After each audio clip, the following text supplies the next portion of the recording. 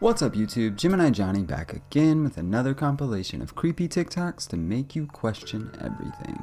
This is day 23 of the 25 days of creepy, where I'm taking you through the weirdest, creepiest, and most disturbing footage I can find every single day throughout the month of December. Counting down to the 25th, where we're gonna have the ultimate insert your holiday here marathon. Getting excited because it's only a couple days away now, and I get to drop that sound effect on you anytime I want. Join me at 6:15 PST for the premiere of a brand new reaction video from the 1st to the 25th. Now without further ado, let's jump right in. Well, this always happens when I'm alone. I'm alone in this house. Completely alone. Always when I'm alone.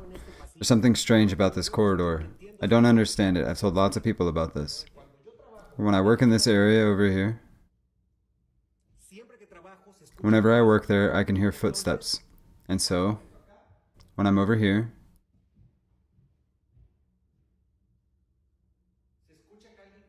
it sounds like there's someone walking above.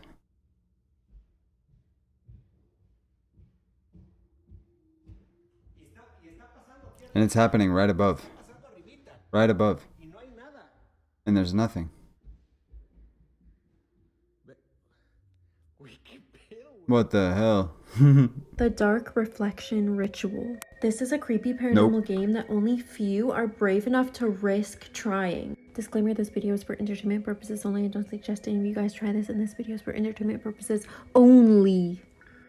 It's said that in order to play this game, you'll need a mirror. It can be any mirror, but a handheld one is preferred, a candle, and something to light the candle with, like a match or a lighter. It's said that in order for this ritual to work, you will need to begin after sunset, but no less than 6 hours until sunrise. And it is not suggested that you perform this ritual inside your own house. It's said that the players need to take the mirror, hold it in their hands one by one, it can be any amount of players as well, and stare into the mirror for a few seconds, focusing all of their energy onto any negative energy that might be inside the mirror, and then do a quick and make sure that the mirror is steamed up with their breath. After all players have done this, then it's time to light the candle, and the ritual only gets more creepy from here. Part 2 is up now. Man, this better have a part 2. Part 2 of the Dark Reflection Ritual. That's what I'm talking about. It's said that after you light the candle, you will need to hold the mirror over the candle until the glass on the mirror turns black. After a small portion of the mirror has turned black from the candle, then extinguish the candle and break the mirror. It's important that after you do this, you leave the broken mirror where it is and you leave the area entirely. It's said that for the rest of the night until daybreak, bad luck will begin to follow you wherever you go, which is rumored to be in the form of your worst fears coming to life. For example, if you're scared of monsters, you might wake up in the middle of the night and see this sitting at the foot of your bed. Or something like this, wandering through the halls of your home.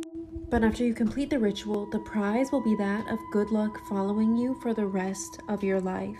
Would any of you guys risk playing this game for good luck? Let me know in the comments. Yeah, I don't know if that's all worth it. I mean, I don't know. Good luck for the rest of your life. One bad night. Did I get that right?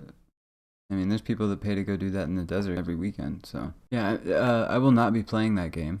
Shocking war facts that school definitely didn't teach you.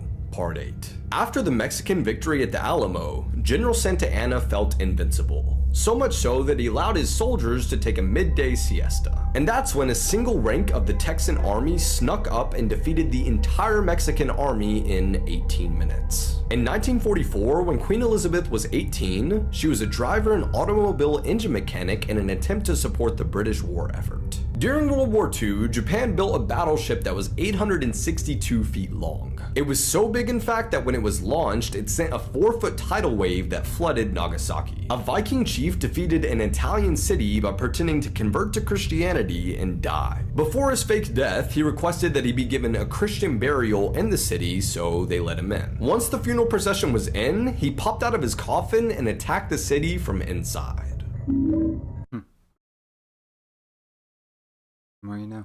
I'm walking in the woods below Yosemite and Oakhurst at this Airbnb, and my nephew has a stick and he's tapping rocks, and he goes, what's he do?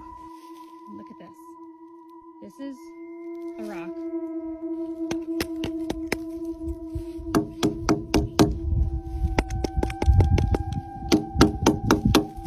This entire thing like, this is... That's a rock. That's a rock. They investigate at all? They lift it? I need more information.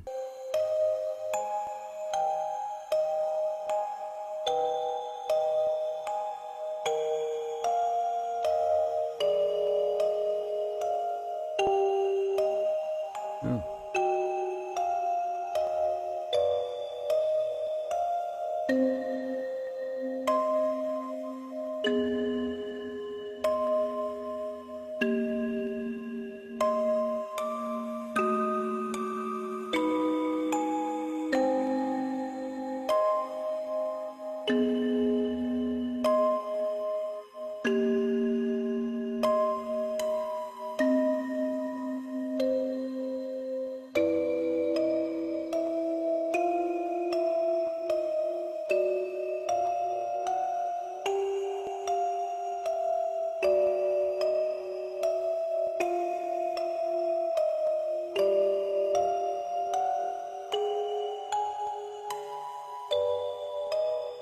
This man will never film TikToks again.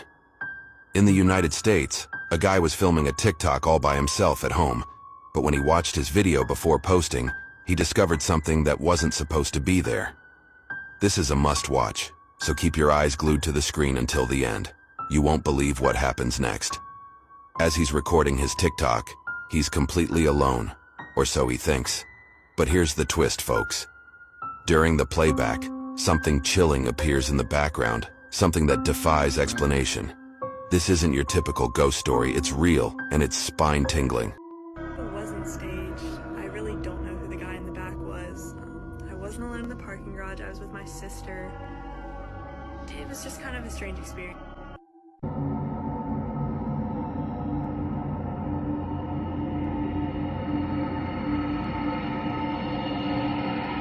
I've seen this before.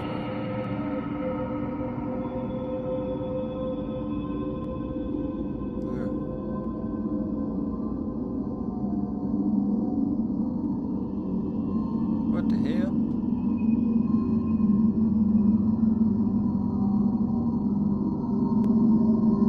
Creepiest things kids have ever said. At an autumn festival's corn maze, a 4-year-old boy led his family confidently through, giggling mischievously with every twist and turn. His steps seemed guided, navigating the dizzying paths as if by memory, the parents following the sound of his laughter around every corner. Once the family made it out of the maze, they then asked their son how he seemed to know the way so easily. He simply replied with a grin and said, "The tall skinny shadow man showed me. He says he lives here." While staying at a historic hotel, a family often noticed their 5-year-old daughter drawn to a grand piano. Each time they pulled her away, she would look back longingly and whisper, "Do you hear it? It's so pretty." For years, the historic hotel's guests have reported hearing soft piano melodies playing late in the night, but the piano room was always found empty. After hearing this one evening, the parents, intrigued, brought their daughter to the grand piano room and asked their daughter if she could hear any of the music. She responded yes, then pointed to a nearby hanging portrait and said, "The sad man in the picture told me he plays to remember his love." Staff later told them that the portrait was of their long since deceased pianist, who was rumored to still haunt the halls of the historic hotel. Oh. I started thinking in my head, what would happen if I locked the pantry door? He decides to put a lock on the door because he figures if there's a lock, it won't be able to open. Would it stop the pantry from opening at night? And again, at 12 o'clock, set up my camera, got as close as I could to the door, started filming. The clip was captured on November 24th, 2007. Top says demonic entity lives in this family's pantry, part 3. It's getting more intense.